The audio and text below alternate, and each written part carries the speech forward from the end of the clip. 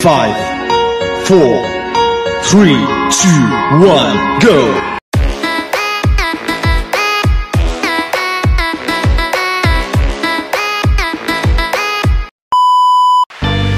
Hello guys! Good morning! Welcome back muli sa ating munting channel. This is Weng BTE. And today ay magluluto ulit tayo. Ayan. Ang ating menu for today ay pork puchero with limited ingredients kasi mahal ang gulay. So, yan. Kung ano lang yung nandyan na nakikita nyo, yun lang yung ating ilalagay sa ating lulutuin ngayon. So, yan. Ito yung ating pork. Pork liempo to guys. Na pinachop ko ng gantong size. Yan. Tapos, ang ating mga panggisa ay bawang. And then, yung ating sibuyas. Tapos, patis. Lalagay tayo ng pork and beans. Ayan. Tapos, lagyan natin ng Knorr cubes na pork flavor. And yung ating tomato sauce. At yung ating black pepper.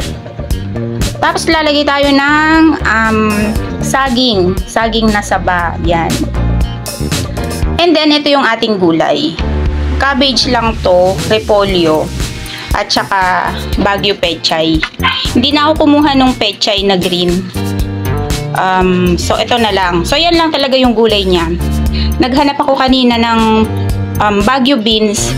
Diyos ko po, ang mahal ng Baguio beans. Mga 15 pirasong Baguio beans, 55 pesos. Ibinalik ko kasi sabi ko, wag na maglagay ng Baguio beans. Kaya yung gulay natin, ito lang. Hindi na rin ako maglalagay ng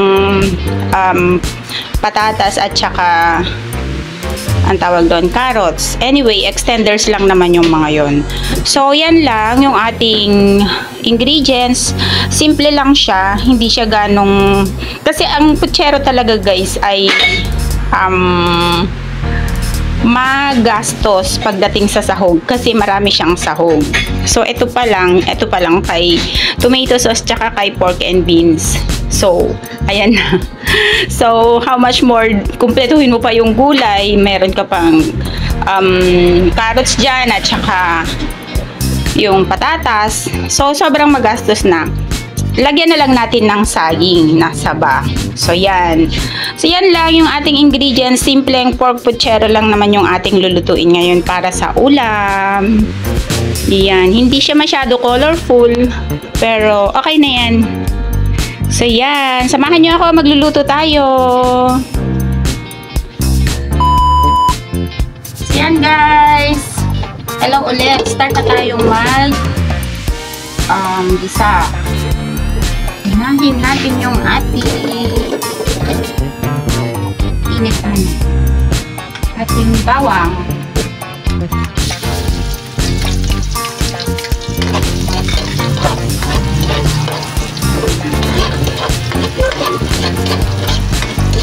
Then, sunod na natin yung ating sibuyas. Para hindi na yung bawang.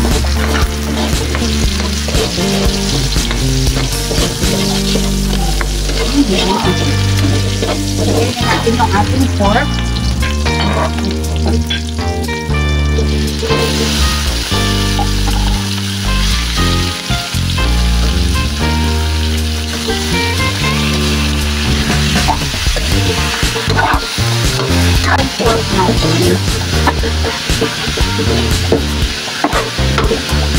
Yan lang natin dyan ang isa. Yan na natin ng paminta.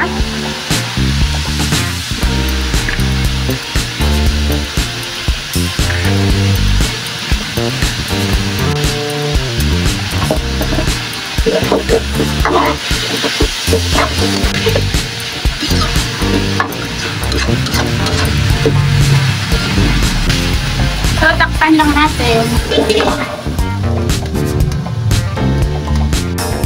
Yan, check na natin guys. Masangkot siya na siya. Maglagay pa tayo ng lumot. Para lumambot. Ay, aray ko. Mga guys. Lagyan pala muna natin yung ating patis. Patis.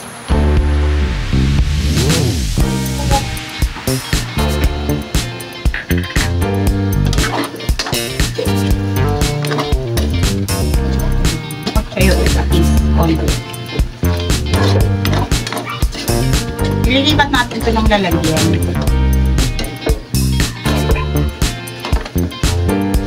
Lagyan na natin water. Konti.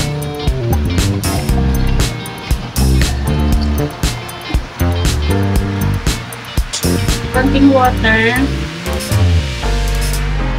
Tapos na yan, may ilagay na natin yung ating tomato sauce.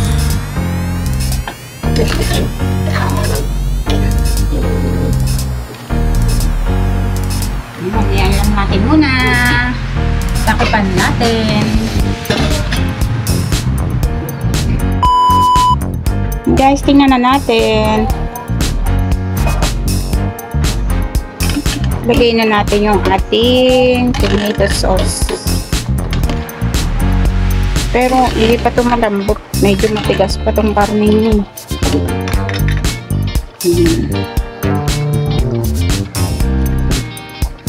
Magdadagdag pa tayong konting tubig para lang lumambot yung ating karne. Sama na natin lagay yung ating nor cubes.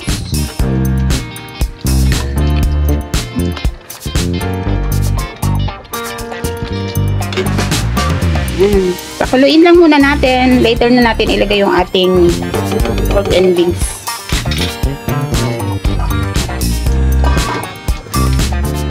And guys, check na natin.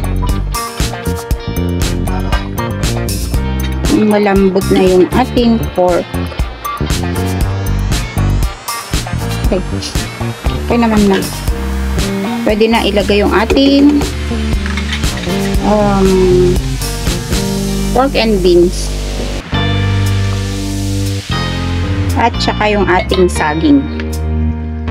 Yan yung ating saging. Para maluto na rin sila. Sumabay na siya maluto. Yan. So, wait lang natin kumulo.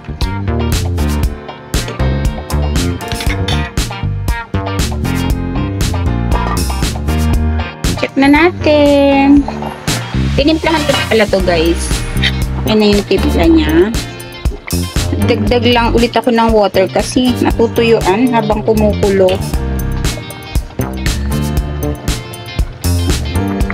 So, okay naman na yung timpla niya. Pwede na nating ilagay yung ating mga gulay. Yung ating repolyo at saka yung ang tawag dito. Baguio pecha. Wala nga lang talaga siyang color green na green. Kasi hindi na ako naglagay ng pechay na green.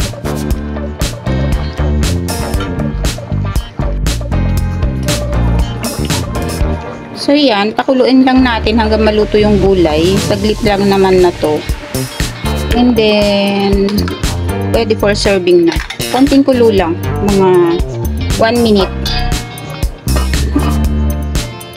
Yan, ready na siguro to. Kasi pangit naman kapag na-overcook yung ating gulay. Ayan. Ayan guys, ready for serving na ang ating puchero. Ayan guys, eto na yung ating pork puchero. More on kulay red-orange siya. Less the greens. Kasi sabi ko nga sa inyo kanina, ang mahal ng gulay. Yan. So, ang gulay lang natin is pechay, Baguio pechay and cabbage, repolyo. Hindi ko na nilagyan ng Baguio beans, ang mahal. Ayan. Kahit wala yung mga green veggies niya, ay masarap siya. In fairness. Ayan. Ayan guys, maraming salamat muli sa inyong panonood. Thank you so much. Ayan. Kain po tayo. Kung ikaw po na nanonood ngayon ay nakarating sa part ng video ko na to at hindi ka pa nakaka-subscribe, please do consider to subscribe and click the notification bell all para ma-notify ka po in case na may bago po ang video na i-upload. Maraming salamat din po sa mga bagong subscribers. Thank you sa inyong pag-subscribe. Maraming salamat sa panonood sa mga videos ko. Thank you so much din sa akin mga friendship sa YT, sa Messenger, sa Facebook, ang Plant Lover Groups. Maraming salamat. Nung nakaraan, sabi ni Sis Donna sa akin, hindi ko daw siya shinout out. Mega love shout out Mama Donna TV. Ayan, Sis Dons. Shouty, Sis Dons, Ate Jo, Josephine Bauyon, Kabsat Rollis Hills Banyaga, Sis Edith, David Mama E, Sis Fe sa aming Bakuran Vlogs. Hala, magsi-shoutout ako tapos may makakalimutan ako. Mag-love shoutout na lang po sa inyong lahat. Thank you so much. Ayan. Maraming salamat sa mga susunod na videos ko. Shoutout ko po yung iba. Naalala ko lang kasi yung sinabi ni Sis Donna sa akin. Ayan. Shoutout din kay Sis Janeline G. Alejo. Ayan. Thank you so much mga kaibigan sa panonood. Sa Team Promote headed by Sis Nori Oganyo Official, thank you so much. Sa Team Bakbakan, maraming salamat. Kay Miss A, Analing TL, Sis Brit Pinay Journey, Kabsat Yam and Set, thank you so much. Sa mga nanonood sa live ko po na laging nandyan, kay Alexis Hipolito, maraming salamat Alexis. At Kabsat Fox, Pokyong TV. Yan, maraming salamat. Thank you din po kay Sir KM sa silently supporting. Maraming salamat. Thank you so much guys. Maraming salamat sa mga support nyo, sa mga panonood nyo sa aking mga videos. Thank you so much. And BT is saying bye for now. And see you on my next video. Thank you so much guys. Love you all. Bye.